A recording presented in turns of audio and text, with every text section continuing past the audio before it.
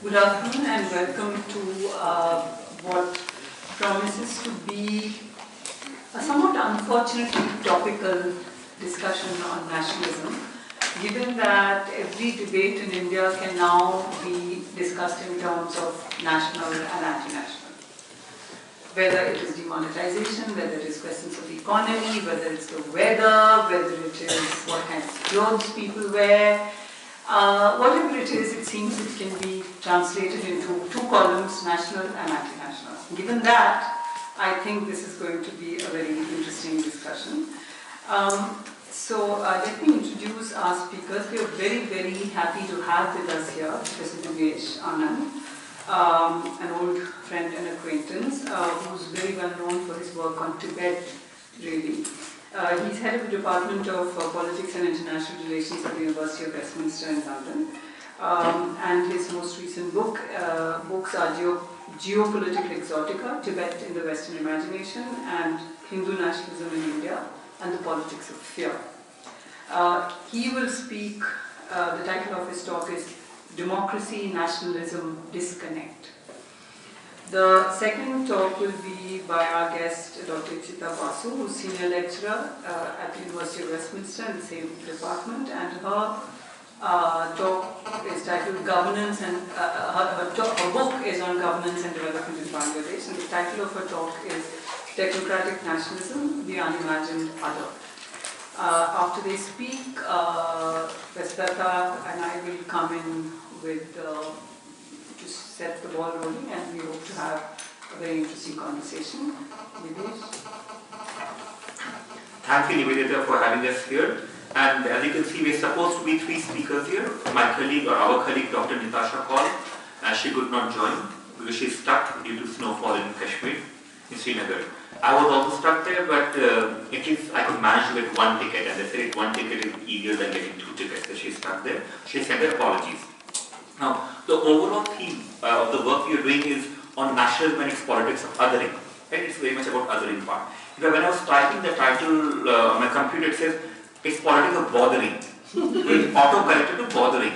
And I thought that's quite appropriate because, in a sense, I mean, of course, they don't acknowledge the word othering as something that's effective, but bothering is there.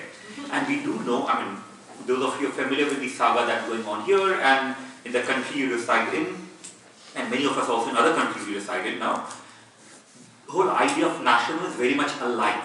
90s was a period when, at least in most parts of the world, not all parts, people were talking about globalization, end of nationalism, global village and all those kind of things, and state becoming weak. By now, no one is talking about that. It's very clear that nationalism is alive and kicking. The problem is kicking largely the majority impoverished people rather than the minority elite people. But it's alive and kicking. It's the overall thing. So when you take example of nationalism, it is about political ideology that a nation should have a right to self-determination. So nationalism is a political ideology that every nation has a right to self-determination. Now what is a nation? Nation is a group of people with a shared sense of belonging, with shared culture, certain kind of religious culture occasionally, but not necessarily religious, ethnicity, food habit, sense of history, and sense of commonality. Right? So in a sense, nationalism, when you start studying nationalism, there's nothing peculiarly wrong or right, ethical or non-ethical about it. Right? As such, the idea of nationalism. But nationalism does involve the self and the othering. So who is part of the self, the nationalist self, and who is part of the other nationalist self, which is not part of yourself, right? But the way in which nationalism functions and has functioned for the last 150 years, the other is not only the other nationalists, but also within. So the othering involves seeing enemies outside, but also seeing enemies within. So within and without, both of them are seen as not part of the self. We'll come back to that. So in case of, for instance, Chinese nationalism. In case of Chinese nationalism, they were in late 19th century, around the time of the collapse of Qing Empire, modern Chinese nationalists were very clear that Han are the true Chinese, and they suffered a century of humiliation because they were ruled by the Manchus and because foreigners intervened. So who are the enemies? Foreigners and also minorities within. So that was the notion of nationalism. Sun Yat-sen, Dr. Sun Yat-sen, who was a founding father, so-called, and I said, it's always founding fathers, never founding mothers, but founding father of modern Chinese nation, he initially also was close to this idea that Chinese nationalism is about Han Chinese people. But of course, by early 20th century, they realized that if they adopted that nationalism, they'd lose more than half of the Chinese territory, more than half of the Qing territory. More than half of the Qing territory would involve Xinjiang, which is Uyghur Muslim, Mongolia, that was Mongolian, Manchu areas, and of course Tibetan areas. And these are territorially bigger than the Han Chinese areas. So then they redefined modern Chinese nationalism, saying that it's about 5 fingers: Han, Hui, Muslim, Han, Hui, Mongol, Manchu, Tibetan. And so that's how nationalism evolved in order to make it more multi-ethnic, but not to include other nationalities, but to include territories of the other. Right? That's we have to be very clear, because there's no evidence that he consulted any Hui, Manchu, Mongol, or Tibetan. In fact, when you look at the evidence of early Chinese nationalism, they were never consulted. So they became part of the fingers without ever being asked whether they want to be part of the fingers or not. And of course, what Mao does later is, and the communists do later is, follow that imperial nationalist model. So that's what I'm talking about. So the other wing process that goes on in China is about the foreigners, the Japanese imperialists, the Western imperialists, but it's also about the minorities and the dissident Chinese who are weakening the nation state. And that's the ideology they use. And even today, for instance, the enemy, of course, is the US, Japan, potentially India, but enemies are also minorities who resist, and enemies are also human rights activists who ask for basic demands. So all of them are seen as not part of the true, authentic Chinese nationalism. Of course, in case of India, we were more familiar. So my own topic was about nationalism-democracy disconnect. Now I went through the Indian Constitution, look at how many times nationalism is mentioned, never, because it's an academic concept. How many nation is mentioned? It's mentioned, it's very much there. But democracy is mentioned even more. It's very clear, therefore, that democracy is at the heart of idea of India.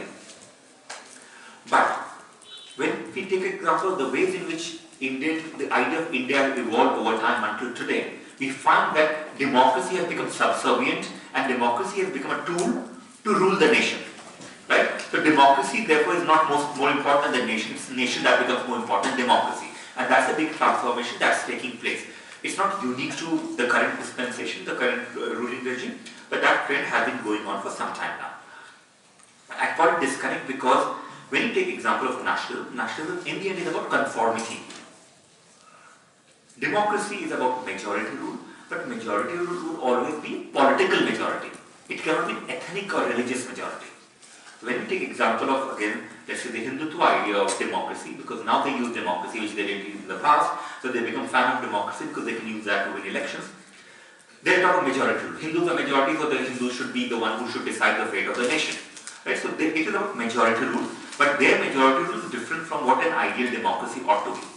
Now when I say ideal democracy, I don't mean that it exists anywhere as such. But when you look at the ideal of democracy, that's what it is. Second aspect of democracy, of course, is minority rights. Without minority rights, there can be no democracy. Now, in case of, again, India, when you look at the way in which minority rights are being eroded in practice, right, you find that minority are being shrunk. And third aspect, and I will consider it as the most important aspect, would be right to dissent without fear. And that right to dissent without fear, I mean, is disappearing in various democracies, including here. You can dissent, but there will be cost to it, right? So it's become the cost. So for saying things that you think is very normal in any democracy, you have to think twice now, right? So in that context, so what we're finding there was democracy is being challenged here, where majority rule becomes about religious nationalist majority, minority rights are being marginalized, and third, right to dissent without fear is being crushed, right? So that is already happening here, and all of that is taking place in the name of nationalism. Now, the idea of India, not that I'm a big fan of any idea of any nation, but let's say the idea of India, and I'm not going to Surit Khilnani by the way, right? Or the second book, the 15 incarnations. Please read my review before you read his book, then it's better. The reason for that is very simple. If you haven't read his book, find whatever he argues in that book. If you assume that India always existed, if you assume that Kashmir always belonged to India, if you assume that adding token Adivasi or Dalit figures, you are being more open and defending idea of India, then you're not actually being providing any critical analysis, right? And that's what I found in that, so leave that aside. But the idea of India, if one wants to defend it, the only defensible idea could be that it's a democratic India, truly democratic one, with all the problems struggling to have, balancing all the majority rule, minority rights and right to dissent without fear. It's a pluralist India. Pluralism doesn't imply that everyone is in their own ghetto kind of thing, but I guess they interact with each other, but they interact with each other with equal dignity and the sense that they can interact with equal dignity. Okay. Now, it is a post-colonial idea. It has to be post-colonial, anti-colonial in that context. I'm using post in this case, it's anti-colonial. And it is about the idea of freedom. Indian nationalist movement sought freedom because it felt that while being a colony, it could not be free. Right? That's in essence. So, democratic, pluralist, post-colonial freedom. So, these are the concepts which are defensible. So, if an idea of India has to be defensible, it has to include all these things, right? The problem, of course, is when we look at the current contemporary, let's say, Indian nation state or any other nation state in the region, specifically in Asia. I've focused more on China by the way in my research, and to an extent Pakistan also now. This sacrality of nation state itself is a product of fiction and of violence that we have to keep in mind. Now, take example of democracy. I said the idea of India should have been one that is democratic, pluralist, post-colonial freedom. Democratic one, I don't need to go into detail. We know there's a struggle around democracy, right? In India, that's the most polite way of putting it. Now, a more frank way of putting it could be that it is largely around moving towards fascism. Now, of course, one could debate it's not exactly fascism because it's not exactly, we are not Germans. Well, the reality is even there's nothing Germanic about fascism. Fascism is essentially every one of us can be a fascist. Fascism is about extreme form of nationalism. Fascism is about extreme form of dehumanization. One where we think we are the right one and we have the right to be the only right one and we have the right to exterminate those who we feel are threats to us. Right? That's fascism. Now when we look at example of two classical fascist states, Germany and Italy, they emerged out of democracy. Right? So for instance, in this case, one could look at Turkey and India both. When you look at the ways in which democracy is transforming very rapidly in these two places, you find that it is moving towards what was classical fascism. Now whether it will become fascist fully or not, who knows? But it is the process that one could witness, and that's what we can discuss that in question answer if you want. But we are moving in that direction. So fascist parties always came to power through elections and then of course delegitimizing the process of elections. Now that delegitimization could take place by of course burning the parliament or creating fuss, calling all opposition as anti-national, then call everyone as anti-national essentially except you. So fascism is about privileging or extreme privileging of nation over democracy, right? Now in terms of pluralism, right? Democratic, I do think there's a big problem in India and you'll be more aware than I am. In terms of post-colonial, pluralism, Hindu nationalism, when you take example of it, which is rising up. Few years ago, people like Shashi Tharoor would talk about how India is great because you've got Sonia Gandhi, a Roman Catholic, who is the most powerful politician, Manmohan Singh, a Sikh, who is the Prime Minister, and all those things. That's India's pluralism. I think they're given about that now, right? No pretense. So you have a ruling party that has no elected Muslim MP, right? And of course, how do they justify? They didn't find anyone suitable, right? So you have a situation, not Muslim but also Christian, if I'm not mistaken. You have a situation between 16% of population are disenfranchised completely from the ruling party, and it has an overwhelming majority. And the way they justify, they couldn't find anyone, not that they looked for anyone. Now you can't take PDP as a token because PDP still is not PDP, though there's an alliance there. So pluralism is under threat here in every sense, right? And again, you'd know more than I do. I'd focus on the other two aspects, post-colonial. Because the idea of India has to be post-colonial. And yet, when we take example of the ways in which India operates, the Indian state operates, you find it is hardly post-colonial. It's very much a continuity of the colonial. So take example of sedition charge and everything, AFSPA, criminalization of homosexuality, right? All different penal codes, they have very strong colonial basis to it, then, right? So you see very much there's a continuity to it. Now, second aspect of course, institutions. So when you look at the institution of IAS, IPS and others, you know that it's connected to ICS. When you look at the President's Palace, it was Viceroy's house.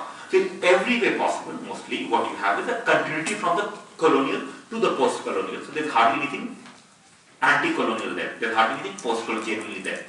When you look at the way the state operates and behaves in Basta, the way in Dantewada, the way they behave in various parts of Northeast, again, the brutality of the state shows very clearly that those who are working for the state see the people they are ruling as different from them. Different from them in the sense that they should rule them, they have the right to rule them, they have the right to develop them in the manner that the state wants to develop them, and also the right to use violence against them if they resist that. Right? So you find that. But the idea of income, the actual idea, practice of India today is also colonial. This is my main work that I'm doing now. It's a colonial idea in the sense that it is a classical 19th century European colonial master when it comes to Kashmir and parts of Northeast.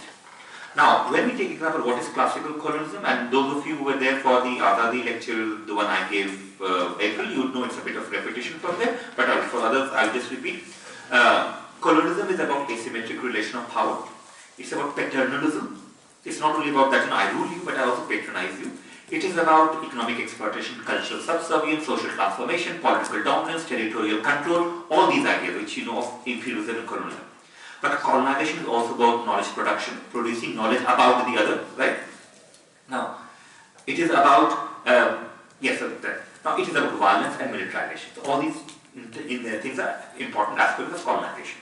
Now, when you look at the way in which India operates in Jammu and Kashmir, particularly in Kashmir Valley, you find that it fits into the bill from top to bottom. There's nothing that's different.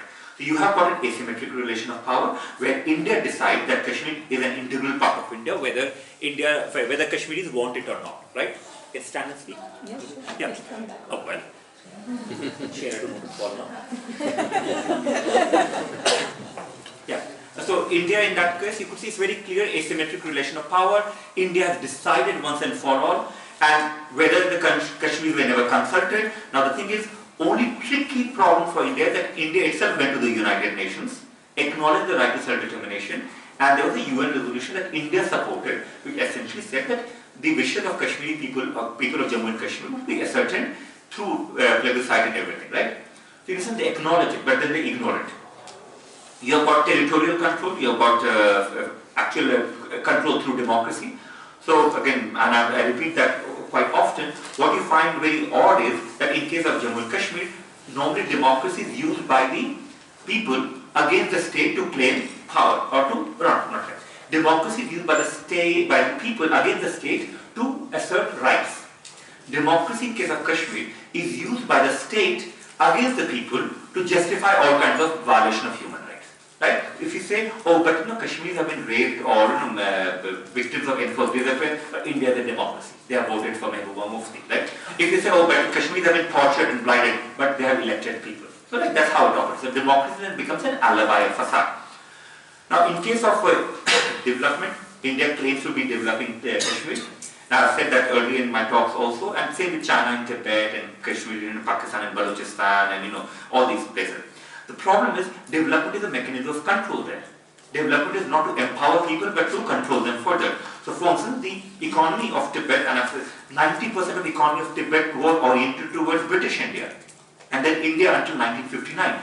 There was a complete rupture due to the India-China border tension. And then of course Tibetan economy depends on China. And then today Chinese will claim, but we are subsidizing them and so we are liberating them. In case of Kashmir, again, Kashmir's connection with Central Asia, what's Pakistan today, hardly with what's South Asia today. And yet, because of the closure of all those traditional trade routes, they become dependent on India, and then India says, but they are dependent on us, and we're developing them, right? So we have to be careful about the language of development that India uses or colonizing states use. But in terms of course, violence, those of you who would be familiar would know that all kinds of violence have been experimented with and used by Indian state in Kashmir.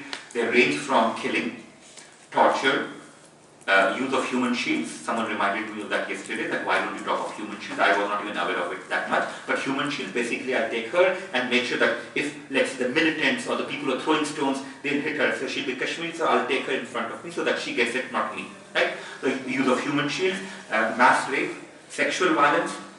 And as you can imagine, in most cases of rape and sexual violence, most of them would not be reported. Specifically where men have been raped, it would not be reported, but it's there. You've got enforced disappearance, between 8 to 10,000 people have been disappeared. And again, there are people who have been missing, so unmarked graves. There's a difference between enforced disappearance and unmarked graves. Enforced disappearance would be where there are documentations about who those people are, who arrested them, and who took them away. So there are court records, right? So, and yet, not a single prosecution has been possible because courts have said they should be prosecuted, but for that, under AFPA, you require permission from Ministry of Defence or Ministry of Home Affairs, depending on whether you're paramilitary or military. But Indian Defence establishment has not given single permission since 1950s on AFPA for any prosecution. That's what's happening. So all kinds of pellet injury, blinding. Now, so what I'm saying is violence has been extensively used by the Indian state. So if anything, it is violence that is integral part of Indian rule in Kashmir. And that we see it very, very clear. So it's a problem. In terms of freedom, so again, if idea of India has to be redeemable, it has to be an idea associated with freedom. But the problem is idea of India is now associated with unfreedom for Kashmir, unfreedom for occupied people in Northeast, unfreedom for people in central part of India, and of course unfreedom or rather differential freedoms for various people, including Dalits, tribals and others, in different parts of India. Right? So that's what we find. So for instance, if you have a class, a social capital, then you get more rights than others. That's how it's operating. But even otherwise, in recent times, we find that whatever limited freedom people have, let's say in universities like JNU, is shrinking, or the cost of speaking out about humanity is becoming higher. And that's what happens in states that move towards fascism. Take example of Turkey. In recent times, you know, around 900 academics, this is before the coup, 900 academics who had signed a petition saying that the government should not use brutal violence against Kurdish people. They have been sacked. All the passports and the passport of the family and including children have been taken away. Tens of thousands of teachers have been sacked. All in the name of this after the coup, right? Now, it's very odd phenomenon because in the past there were more protests in Turkey. But right now it seems that there are no protests because people have not given up on protests. So they're just waiting to be taken out by the state. And that is a trend that is taking place there. So what is happening in democracy in Turkey? And Erdogan was partly responsible for improving democracy in Turkey in the first term, during the first term, and then he changed. Then he became more and more religious nationalist, which he was from the very beginning. But in the beginning, at least he required Kurdish vote. Later, he didn't require Kurdish vote. So we see that those changes taking place there. In case of India, again, if taking a demonetization, and take a couple of minutes in the time. In case of India, demonetization, I mean, a healthy debate would be where you could criticize each other, look at the merits of it, who gets affected, who doesn't get affected, all those things. But saying that anyone who criticizes is, of course, anti-national, itself reminds you of the ways in which language is transforming in the society, right? And one aspect I've noticed vis-a-vis Kashmir, that's something I'm more interested in than in India, is I keep hearing that of course, you know, Kashmiri protests uprising has gone down after demonetization because now stone pelters don't get 500 rupees. Right? So apparently Kashmiri lives are quite cheap because for 500 rupees they're willing to throw stones and of course get blinded or killed. Right?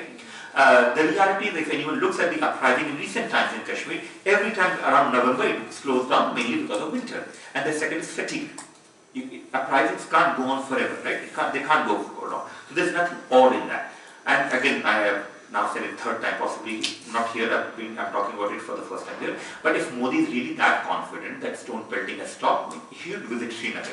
Or he should visit any village in Kashmir on his own, and then he'll see what kind of things he'll get there, right? He could try that. Or for that matter, any pro-Modi bhakt. Now, in terms of finally, I'll conclude this.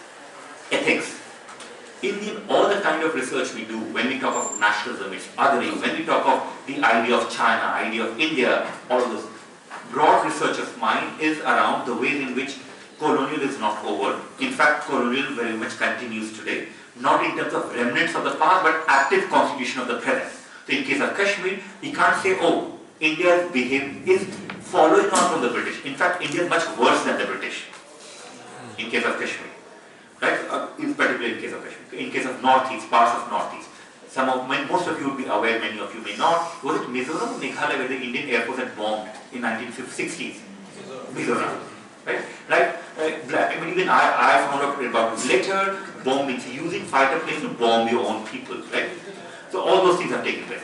But in the end, when we as scholars engage with contemporary world, we have to remember that it is about research, it is about career, it is about teaching, but in the end, it is about ethics. Right? So as scholars, we have to constantly be aware of our own politics and own ethics. In this context, challenging the power, challenging the dominant ideas are very important if we want to retain any semblance of a democracy in any context. Right? It's important. That's ethical. And second aspect of ethics, in case of university setup also, is how do we engage with students? So for instance, we could be very radical in our politics, in our writing, but we might be quite conservative when we deal with our own students. That sometimes happens, or that often happens, right? I'm aware of it. In UK also, I don't know about India, in UK very much for sure. So, but what I'm trying to argue is that, broadly speaking, the way in which I approach nationalism is not because I'm interested in nationalism, but because I have deep disquiet with nationalism. And that disquiet comes from our own ethical stance, which is that we have to take care of those who are vulnerable, in this case also students, because students are more vulnerable than lecturers. We have to be more aware of the marginalized and the occupied. In this case, the marginalized, we know many marginalized sections, but occupied Kashmir in particular in this context. And finally, my own research and ideas against nationalism comes from my own queer identity. This is something I'm really thinking more and more. Queer identity in terms of the ways in which I myself took, and I think I'm very confident, and usually see myself confident. It took me long years or long decades to acknowledge my own queer sexuality, right? And I thought, why did it take me so long? It's not partly societal, but it's also internalized, right? So the whole idea of abnormal kind of thing. So I would pretend to be very normal. It took me a long time. So in a sense, I could say that I know what it feels to be oppressed or to hide the identity. That doesn't imply that I say, oh, the people who have been tortured and people who have been killed and that are the same. I'm not saying that. All I'm saying is that often our personal identities are political identities, and in various cases, when in our name violence takes place against others, in case of me, not my queer identity, but other forms of identity, let's say the Indian identity, like the upper class, whatever, not upper class, but upper class, middle class identities, if violence takes place in our name, and the reality of this nation exists in the name of people like me, though I'm not Indian by the way anymore, I'm British, but it takes place in people in the name of people like me. So the question then is that we have to constantly challenge violence and dehumanization that's taking place in our name. Thank you very much.